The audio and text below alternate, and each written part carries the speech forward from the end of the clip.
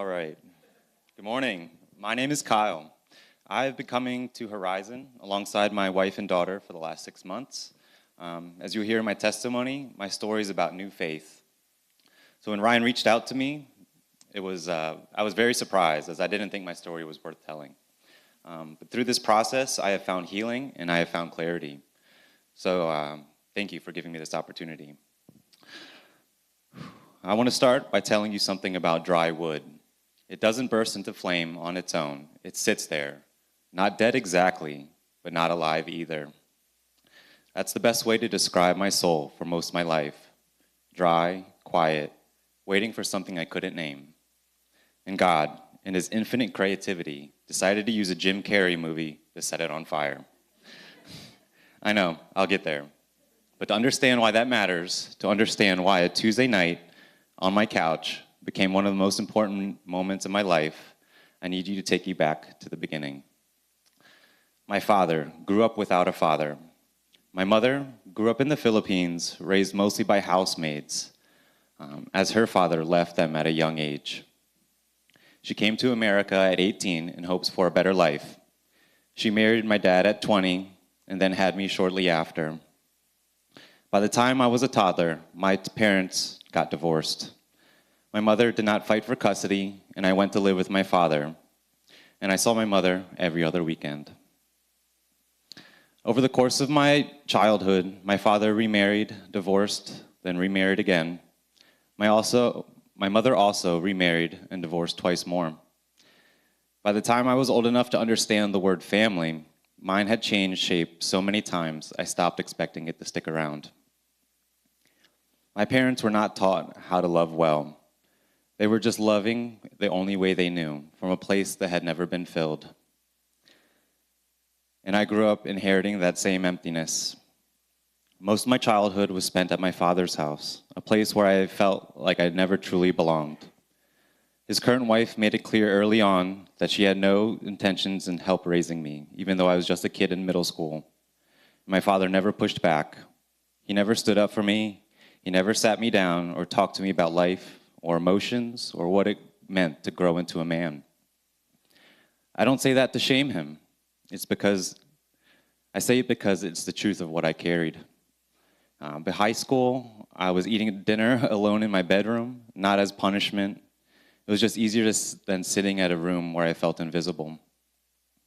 I spent much time outside of that house as I could, and I tried to take up as little space as possible. And the saddest part of it all, it felt normal. I didn't cry, I didn't rage, I just went quietly numb. I think I was protecting myself from something I had no words for yet.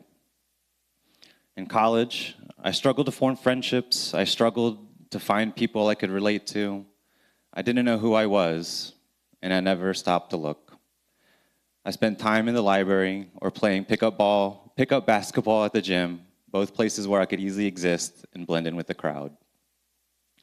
But then I got introduced to house music with soul and rhythm.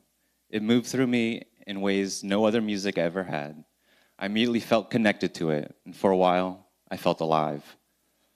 I worked my way from another person on the dance floor to becoming a weekly resident DJ at Red Maple, a venue in downtown Baltimore that had some of the best vibes in the city. Standing behind those decks, watching a full room of people move to the same music that moved me, for a few hours every week, I didn't feel invisible. But it wasn't enough. Nothing ever quite was. I graduated college and drifted towards a new group of friends. They had a different way of belonging, binge drinking, and I was saying yes to everything handed my way. I would drive down to Silver Spring and party and either pass out on a couch or risk it all and drive home in the dark. I wasn't trying to destroy myself. I was just trying to feel less alone. I eventually moved into that same house that I partied at. The nights were long, the weeks had no shape, and my life was on autopilot. I was also struggling to find a solid lead to get my college degree off the ground. I worked as a server and as a bag boy at a golf club, just getting by. And somewhere in the middle of it, in the middle of my searching and my numbing and drifting, I met my wife. She loved me in a way I had no reference point for, loudly, presently, consistently, and it was hard. Learning to be someone's partner when you've spent your whole life alone, that's its own kind of work. I struggled. I was growing and healing and getting wounded all at the same time, waking up to the reality of what my childhood actually been. And she stuck through it all. She stuck through every up and down, through every version of me I couldn't hold together. My wife didn't come from an easy road either. She carries her own wounds, her own complicated story. We recognize something in each other without needing to say it. Two people shaped by hardship, quietly finding a connection in a way we only understood. Early in our relationship, she noticed something. She saw that I kept in touch with my parents through emails. Weekly, monthly updates, like newsletters, formal, distant. She looked at me one day and said, "That's how you talk to your parents?" And for the first time, I began to see it. The disconnection I had mistaken for closeness. She didn't flinch. She called it out, and she made it her mission to show me something very different. And she did. We have been together now for 13 years. The moment I became a father, something cracked open inside me. I looked at my newborn daughter, and pure, innocent, full of light, and I knew everything in me that I had to give her something that I never had. A home where she felt safe, where she knows what true love feels like, where she can move and freely grow confidently and never question once her place in this world. To her, I am her everything, and I intend to be everything it requires. It was through her eyes that I finally saw my own childhood clearly. What I lived through was not okay, and it was not her inheritance to carry. My wife and I made each other a promise.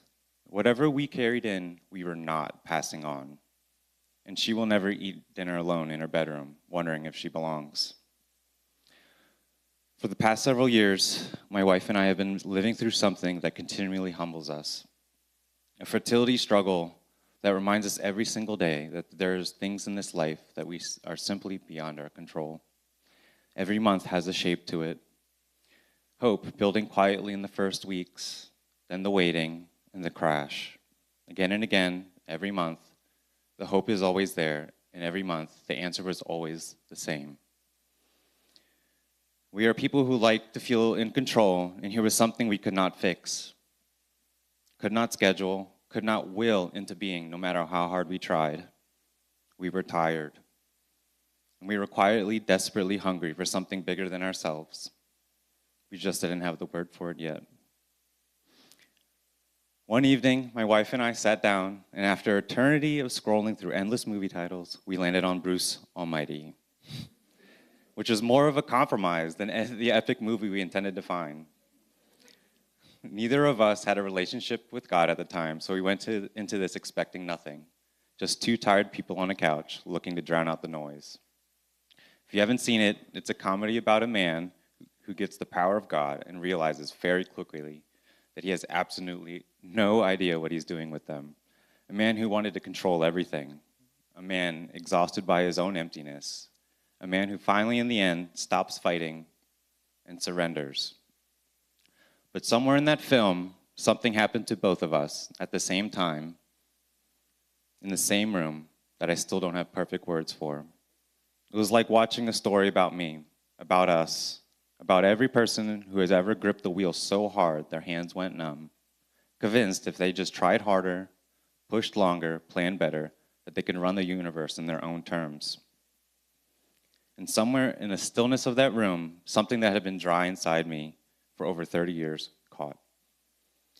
That was the spark. That was the moment. Not in a cathedral, not during a dramatic crisis, on my couch, with my wife beside me, watching a movie, because that's where God decided to meet me. In that ordinary moment, when the noise finally settled, I heard him for the first time. After that night, a random online recommendation led us to Horizon. Thanks, Jennifer. I didn't know what I was doing yet. I just needed to better understand this new connection with God. I'm still a child in my faith, drinking milk, learning to walk, putting all the trust into the one that's holding my hand, and ultimately trying to understand what it means to have a relationship with the Father, a perfect one. I'm currently not speaking to my biological father. That relationship is painful and complicated, and I do not have a neat resolution to offer you today. What I do have is this: I am surrendering it, because I cannot fix what is broken with my family, but God can hold it. And for today, that is enough. What I've come to realize, what I found here in this place, amongst these people, is something that I've been searching for my entire life. People willing to listen, people who offered me their time, their trust, and their honesty. People who let me bring every unfinished, unpolished piece of me into the room and accept me anyways. Horizon helped me find my voice, helped me find my footing, and after finally a lifetime of building on sand, I somehow, by the grace of God, found rock. I'm saying yes to everything involving Christ now, which is a different kind of yes than the one I used to say, searching in all the wrong places. And somewhere in the middle of finding my own footing, I learned that my mother, who's raised Catholic, who lost her faith at 18, found her way back to God in recent years. She never spoke about it. I never knew. Similar to me, she spent decades quietly searching for solid ground. And somehow, without either of us knowing each other's story, her son, who was raised with no faith at all, just found Christ. I don't know what she's doing with that, what he's doing with that, but I believe he's doing something. I want to close by telling you about who I was. I was a toddler being bounced between two chaotic worlds of my divorced parents, who had no option but to endure. I was the boy who ate dinner alone in his bedroom because it was easier than being somewhere I didn't belong. I was the man who struggled to feel connected, driving home in the dark after a night of trying to fit in. I was the grown man who accepted emails as a means to staying close to the ones he loved. I never spoke out. I never stood up. I spent my whole life trying to disappear rooms. And somehow, here I am, standing in front of you. Because 6 months ago, on a couch, watching a movie, God found me in the ordinary. He met me in the middle of my mess and my numbness and my quiet years of searching. And he said to you, I see you. I have always seen you. Today I can look back and be grateful for the life I lived, because without it, I don't believe my heart would be as open as it is now to receive God's love. If you're sitting here today, feeling that unnamed emptiness, that dry, quiet place inside you that nothing has ever quite reached, I want to tell you something. God is not waiting for you to have it all figured out. God is not waiting for your family to be repaired or your prayers to be polished or your life to look a certain way before he considers you worth finding. He will meet you exactly where you are, because that's where he met me. Thank you.